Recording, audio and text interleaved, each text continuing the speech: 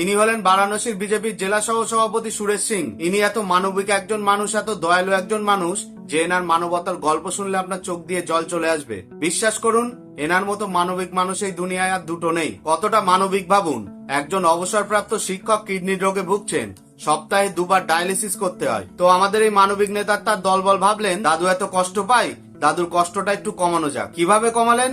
ওনার 50 কোটি টাকার সম্পত্তি নিজেদের নামে লিখিয়ে নিয়ে। ওহ, কি মাস্টার স্ট্রোক! অভিযোগ, ডায়ালিসিস করে বুড়ো মানুষটা যখন আচ্ছন্ন অবস্থায় ছিলেন, ঠিক তখনই তাকে ধরে নিয়ে যাওয়া হয় সাব রেজিস্ট্রার অফিসে।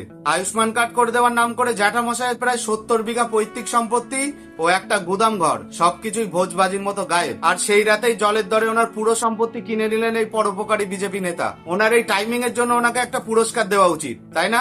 এখন পুলিশ কেস হওয়ার পরে নেতা বলছেন, আরে এসব আমি তো কিছু জানি না, সবকিছু তো আইন মাফিকই হয়েছে, তদন্ত এখনো চলছে। বারাণসীর এই ডিজিটাল জনসেবকের কীর্তি দেখে আপনার কি মনে হচ্ছে কমেন্টে জানান।